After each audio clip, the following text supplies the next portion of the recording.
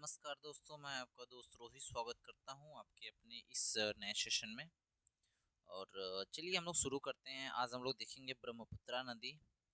आप लोगों ने इसके बारे में ज़रूर सुना होगा। ये बहुत भारत की बहुत बड़ी नदी है और इसकी जो टोटल लंबाई है वो 2900 किलोमीटर, लगभग बात की जाए तो 2900 किलोमीटर। आइए शुरुआत करते हैं कि ये कहाँ से निकलती है। तो आप लोग को यहाँ पे एक चेमा युंगडुंग ग्लेशियर नाम करके एक जगह दिख रही होगी, यहाँ से ये निकलती है। ठीक है, तो ये चेमायुंग ग्लेशियर से निकलती है और जब ये तिब्बत में चलती है तो आपको एक नाम दिख रहा होगा शांगपो।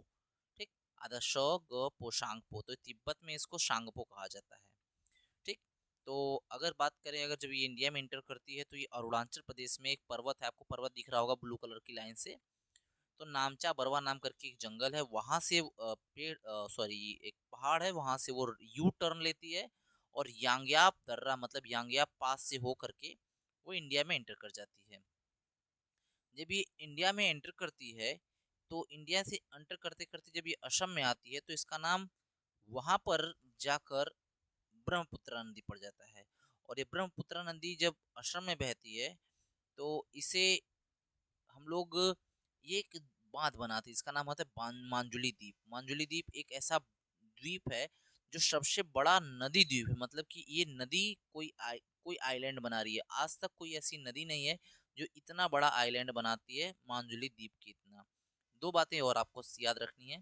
पहली बात क्या, कि चेमायोंगडू ग्लेशियर से निकलती है। शांगपो इसको तिब्बत में कहते हैं।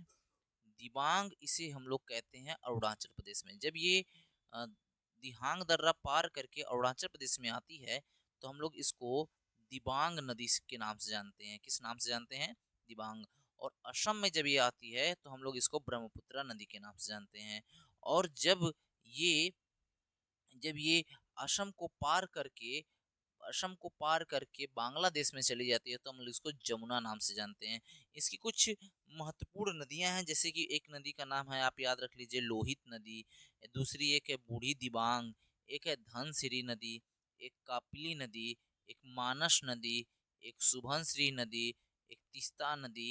ये सारी नदियां इसी की डिस्ट्रीब्यूटरी रिवर है, या फिर कहा जाए तो इसी की एक ऐसी रिवर है जो इसमें आकर मिल जाती हैं। तो आपको दो तीन बातें याद रखनी है कि ये जो सबसे बड़ा इसकी सहायक नदी उसका नाम है सुबनसिरी। ठीक, ये आपको याद रखना है। देखिए मैंने यहाँ पर इंडिकेट कर दिया है कि जो सबसे बड़ी इसकी डिस्ट्रीब्यूटरी रिवर है उसका नाम है सुबनसिरी। तिब्बत में इसे शांगपो कहते हैं, अरुणाचल में इसे दिबांग कहते हैं, असम में इसे ब्रह्मपुत्रा कहते हैं, और ये जब बांग्लादेश में चली जाती है तो इसको हम लोग जमुना कहते हैं। ठीक है, तो एक और चीज आपको याद रखनी है, तीस्ता नदी।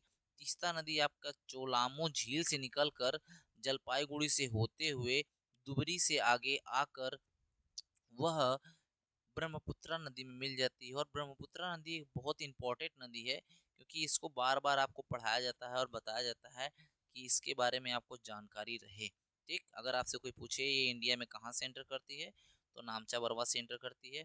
कौन से दर्रे से एंटर करती है तो यांग्याप दर्रा है, यांग्याप पास कहा जाएगा। इसकी जो सबसे बड़ी नदी है Tsangpo river, sorry Subansiri river, ये सबसे बड़ा आइलैंड बनाती है, उसका नाम मांजुली आइलैंड है।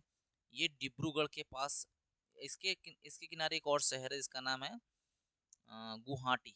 असम का गुवाहाटी शहर भी इसी के किनारे बसा हुआ है। ठीक है, इसकी एक सहायक नदी है लोहित नदी, इसको खूनी नदी के नाम से भी जाना जाता है। तो इतनी बातें आपको याद रखनी है। तो वीडियो कैसा लगा आप लोग को? बहुत अच्छा लगा होगा तो भी अच्छी बात, नहीं अच्छा लगा होगा तो डिसलाइक कर दीजिएगा, बाकी आपके हाथ में है। धन्यवाद वीडियो में पूरी तरह बने रहने के लिए।